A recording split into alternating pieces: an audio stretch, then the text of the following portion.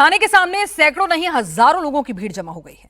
नारेबाजी हो रही है और भीड़ को संभालने के लिए अधिकारियों के साथ साथ पूरे थाने की पुलिस मुस्तैद है, लेकिन लोगों का गुस्सा भड़कता ही जा रहा है। भीड़ ने थाने को पूरा पैक कर लिया है। पुलिस के अधिकारियों से भी भीड़ की कहासुनी जारी है। थाने के बाहर हजारों की भीड़ के हंगामे की ये तस्वीरें एमपी के उज्जैन की हैं, जहां हिंदू युवती से छेड़छाड़ के मामले में हिंदू समाज में भारी नाराजगी, आक्रोश फैल गया। शहर में तनाव की स्थिति बन गई।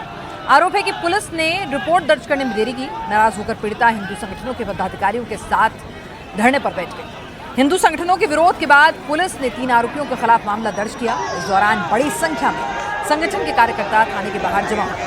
तनावपूर्ण माहौल को देखते हुए पुलिस प्रशासन ने आरोपियों का बाकायदा जुलूस भी निकाला। तो इसके विरोध में मुस्लिम लोगों की भीड़ इकट्ठा हो गई। छेड़खानी का यह पूरा विवाद बढ़ते बढ़ते हिंदू मुस्लिम में तब्दील हो गया। किसी तरह से पुलिस ने हालात को कंट्रोल किया। अहमदाबाद में 2 गुटों में हिंसक झड़प हो गई। 2 गुटों में जमकर पथराव हुआ, जिसमें कई लोग घायल हो गए हैं।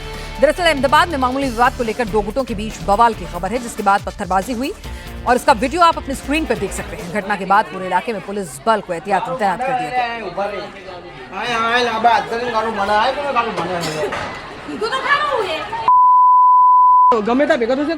न्यू ईयर को लेकर देश भर के मंदिरों में भक्तों की भारी भीड़ है। कहीं लंबी लाइन लगी है तो कहीं पैर रखने तक की जगह नहीं है। काशी में बाबा विश्वनाथ के दर्शन के लिए 2-2 किलोमीटर लंबी लाइन लगी है। 3 किलोमीटर तक बैरिकेडिंग की गई है। भक्तों को दर्शन के लिए 10 सेकंड से भी कम का समय मिल रहा है।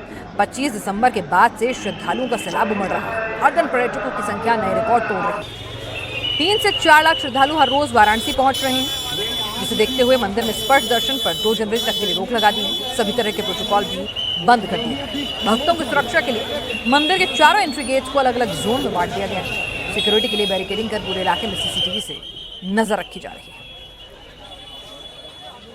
कहते हैं कि काशी के कण कण में शंकर हैं और उन भगवान शिव के दर्शन के लिए पूरे साल शिव भक्त बनारस आते हैं, काशी आते हैं।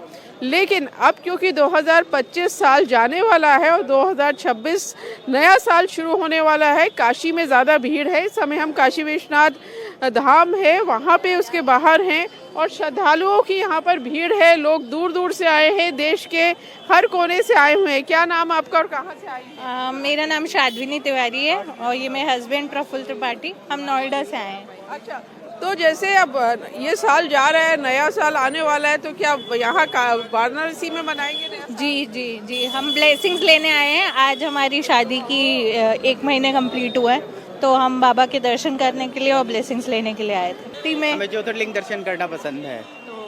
हमारी शादी के बाद पहली ट्रिप हम लोगों ने यहीं की है कि बाबा के दर्शन करेंगे। पहली बार आए? नहीं, पहले भी आ चुके हैं हम लोग। मैं पहली बार आई हूँ। श्रद्धालुओं की बहुत भीड़ है और ये रास्ता दशाश्वमेध की तरफ जाता है, गोदौलिया चौराहे की तरफ। तो यहाँ श्रद्धालुओं की जहाँ तक नज़र जाएगी आपको श्रद्धालु नज़र आएंगे। और अगर प्रशासन की माने तो सिर्फ दिसंबर में इस महीने करीब 1.5 करोड़ लोग काशी विश्वनाथ मंदिर में आकर दर्शन कर चुके हैं। उधर मथुरा वृंदावन में भी नए साल से पहले जबरदस्त भीड़ उमड़ रही है। वृंदावन में मंदिर के बाहर पैर रखने तक की जगह नहीं। मथुरा पुलिस के मुताबिक इन दिनों हर रोज करीब 4 से 5 लाख श्रद्धालु वृंदावन पहुंच रहे हैं, जबकि 31 दिसंबर और 1 जनवरी को संख्या और बढ़ सकती है। भारी भीड़ को देखते हुए बांके बिहारी मंदिर मैनेजमेंट ने लोगों से अपील की है, बच्चों और बुजुर्गों के साथ 29 दिसंबर से 5 जनवरी तक मंदिर के दर्शन के लिए न आए। वृंदावन बांके बिहारी महाराज जी के मंदिर में पर डे 4 से 5 लाख श्रद्धालु आते हैं दर्शन करने के लिए। मंदिर प्रशासन ने इस बार पब्लिक से अपील की है, पुलिस प्रशासन ने अपील की है कि 29 दिसंबर से लगभग 5 जनवरी तक अगर आप अवॉइड कर सकते हैं तो आप इन दिनों तक मंदिर ना आए, क्योंकि नए साल पर भीड़ का प्रभाव बहुत ज़्यादा हो जाता है। ऐसे में दर्शन करने में, लॉ एंड ऑर्डर में भीड़ भाड़ बहुत ज़्यादा होने में खास तौर पर बच्चों को, महिलाओं को, बुजुर्गों को परेशानी होती है और कानून व्यवस्था संभालना भी बहुत ज़्यादा मुश्किल हो जाता है।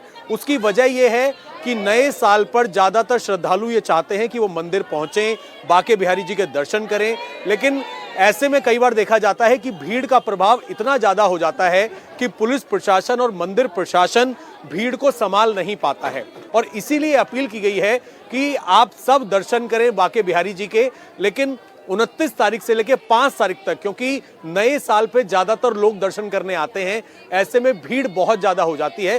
तो अगर आप अवॉइड कर सकते हैं तो इन तारीखों में अवॉइड करें, ताकि आप किसी परेशानी में ना फंसे, धक्का मुक्की में आप ना फंसे। मेरा कहना ये है कि आए बिहार जी के दर्शन करने, पर बच्चे और बुजुर्ग ना आए, क्योंकि उनको दिक्कत है, क्योंकि यहाँ पे इतनी ज्यादा भीड़ है और हर समय ही होती है। मैं हर एकादशी पे आती हूँ बिहारी जी के यहाँ, पर भीड़ है। पर नव वर्ष पे अपनी प्रभु से इच्छा करने, अपनी मन्नतें मांगने, भगवान के दर्शन करने, और हर साल हम आए। हम तो ये कहते हैं कि बिहारी जी आना चाहिए। आपका क्या नाम है सर, कहाँ से आए? मेरा नाम सुरेश कुमार चौधरी, मैं मधुबनी बिहार से हूँ। जी बिहार से आए, स्पेशली दर्शन करने आए? स्पेशली दर्शन करने आया हूँ। बस विंटर वेकेशन थी तो मैं परिवार के साथ आया हूँ। बांग्लादेश में एक और हिंदू की हत्या कर दी गई है। बांग्लादेश के मेमनसिंह में हिंदू युवक विजेंद्र विश्वास की गोली मारकर हत्या कर दी गई है। बताया जा रहा है कि उसके ही कलीग ने उसे गोली मारी है। जिसने गोली मारी उसका नाम नोमान मियां बताया जा रहा है। बांग्लादेश में मुनीर की ढाका सेल पूरी तरह से एक्टिवेट हो चुकी है। मंदिर जलाए जा रहे हैं, मर्डर्स हो रहे हैं। मुनीर की सेल हिंदुओं को क्यों चुन चुन कर टारगेट कर रही है? ढाका में चुनाव के बाद पाकिस्तान का आखिर प्लान क्या है, देखिए। ওখানে তো ওখান থেকে মুক্তি থেকে একটা কাপড় নিয়ে ফুটছিলাম আর কি, না ভাঙি নাই, সত্যি আমরা ভাঙি নাই, এরপরে কি ছিলাম আর কিছু করি নাই। আগুন কি দিয়ে দিছো? ম্যাচ তোলে একটা 10 থেকে তোলে দিয়ে। ये बांग्लादेश में हिंदुओं के खिलाफ नफरत का पहला सैंपल है। अल्लाह बोलते ना पाक और वो बोलते हिंदू मुस्लिम भाई भाई। ये जिहादी जमात का हिंदुओं से नफरत वाला दूसरा सैंपल है। এই অবরোধ শুধুমাত্র ওসমান হাদির জন্য নয়, এই অবরোধ ভারতের কাছ থেকে বাংলাদেশকে মুক্ত করার অবরোধ।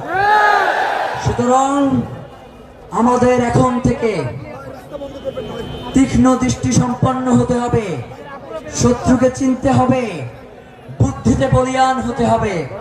শুধু গায়ের শক্তি দিয়ে তাদের সাথে লড়াই করা যাবে না। ये कट्टरपंथियों की एंटी इंडिया साजिश का तीसरा सैंपल है। बांग्लादेश में इंडिया और हिंदुओं के खिलाफ फैलाई जा रही इस नफरत का इम्पैक्ट क्या होता है? हिंदुओं को इस जिहादी जहर की क्या कीमत चुकानी पड़ रही है, देख लीजिए।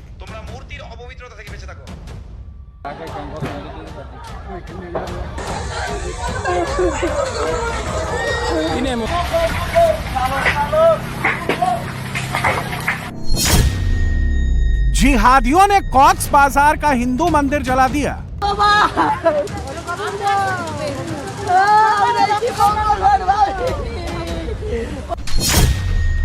फिरोजपुर में हिंदुओं के 5 घर फूंक दिए।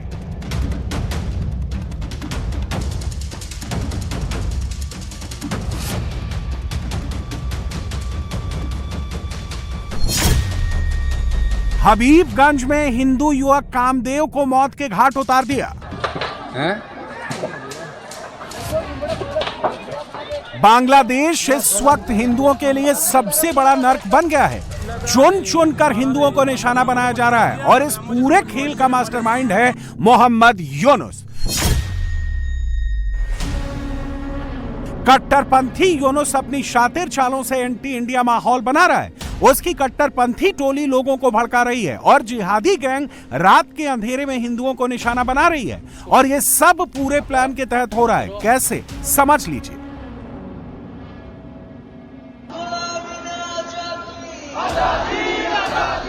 ढाका में इस वक्त उस्मान हादी को इंसाफ सबसे हॉट टॉपिक है। इसी मुद्दे पर ढाका का शाहबाग चौराहा पिछले कई दिनों से जाम है।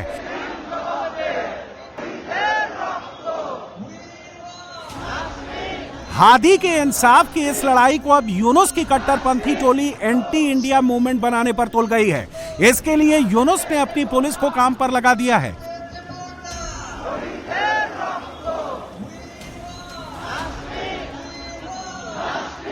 হালুয়াঘাটের পূর্বে মুন ফিলিং স্টেশনে জনৈক ফিলিপ এবং সঞ্জয় তাদেরকে গ্রহণ করার জন্য অপেক্ষা করতে থাকে।